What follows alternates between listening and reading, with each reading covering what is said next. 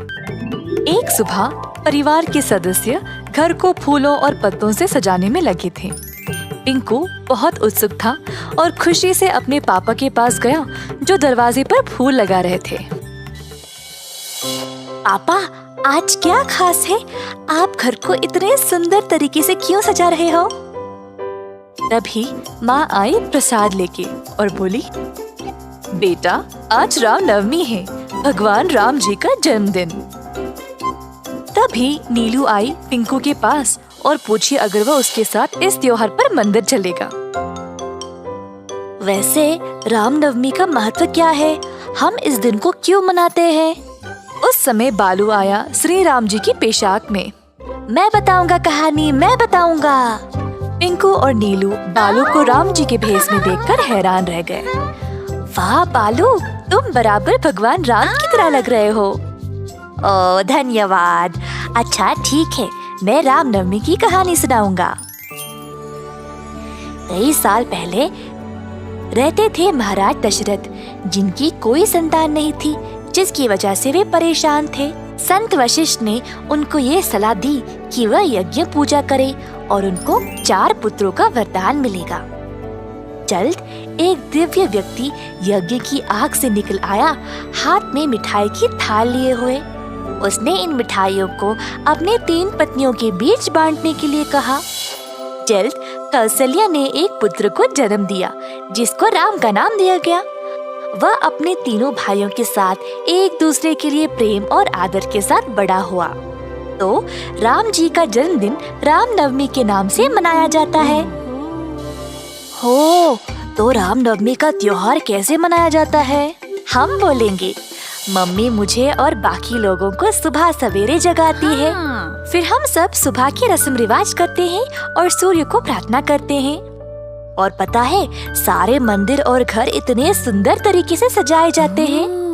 मेरी मम्मी मुझे भजन कीर्तन सुनने के लिए मंदिर ले जाती है, प्रभु राम के जन्म के जश्न में। और मुझे तो गाना कितना पसंद है। और फिर मंदिर के पुजारी मजेदार मिठाइयाँ और फल सब भक्तों में बांटते हैं। मेरी मम्मी स्वादिष्ट पानका बनाती है हर साल इस त्योहार पे। बहुत ही मजेदार होता है। आज मैं तुम लोगों को पिलाऊंगा। और पिंकू की मम्मी ने सबको पानका पिलाया। हम सब इस दिन पे उपवास रखते हैं भगवान राम जी को प्रसन्न करने के लिए। हे, मेरी मम्मी भी उपवास रखती है। और इसके अलावा आज केवल राम भगवान का जन्मदिन ही नहीं, बल्कि राम और सीता का विवाह भी हुआ था। आज के दिन सीताराम कल्याण उत्सव भी मनाया जाता है। मैं तुम सबको सीताराम विवाह की कहानी सुनाती हूँ। एक बार था एक राजा, जिनका महाराज, जो सीता के पिताश्री थे। जब सीता विवाह की लायक हुई, तब उसके पिताश्री ने उसके लिए एक स्वयंवर का प्रबंध किया। जो भी शिव धनुष एक भारी धनुष को तोड़ पाएगा, वही सीता के लिए योग्य होगा। बहुत सारे राजकुमार कई राज्यों से आए स्वयंवर के लिए। सीता के हाथ के लिए अन्य धर्मों और संस्कृतियों से आए राजकुमार, परंतु कोई भी शिव धनुष को उठा नहीं पाया। बहुत बलवान पुरुष भी थे, पर बहुत कोशिश करने के बाद भी कोई सफल नहीं हो पाया। उस समय राम और लक्ष्मण उधर आए अपने गुरु वशिष्ठ के साथ शिव धनुष को देखने के लिए। वशिष्ठ ने राम और लक्ष्मण को जनका महाराज से मिलाया और शिव धनुष को देखने की अनुमति मांगी। जनका महाराज ने समझाया कि आज सीता राजकुमारी का स्वयंवर था और जो भी इस धनुष को तोड़ पाएगा, वही सीता के पति बनने के लायक होगा। महाराज ने उनको शिवधनुष देखने की अनुमति दे दी। राम ने शिवधनुष को देखा और देखते ही उससे जुड़ा हुआ महसूस करने लगा। बस राम नीचे झुका और आराम से शिवधनुष को उठा लिया। सब लोग ये नजारा देखकर आश्चर्यचकित रह गए। राम ने तब शिवधनुष को तोड़ दिया और सब लोग जयकार करने लगे। इसके बाद राम का विवाह सीता के साथ हो गया, राम जी के जन्मदिन पर ही। और बहुत सारे लोग जमा हुए इस अनोखे अवसर को देखने के लिए। राम और सीता का विवाह एक त्योहार की तरह मनाया गया।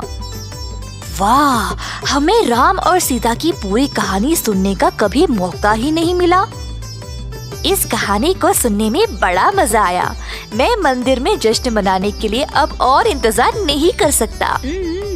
तो चलो और सजावट करने में मदद करें, बहुत मजा आएगा। फिर हम स्वादिष्ट मिठाइयाँ भी खा सकते हैं। मुझे सब में हिस्सा लेना है। 1 मिनट दोस्तों, मैं अभी आया। पिंकू भी राम जी के रूप में तैयार हुआ और फिर तीनों दोस्त साथ गए मंदिर रामनवमी मनाने के लिए। एक दूसरे के साथ सबने बहुत मजे किए और मंदिर में अपने परिवार के साथ अच्छा समय बिताया। सबको रामनवमी की शुभकामनाएं।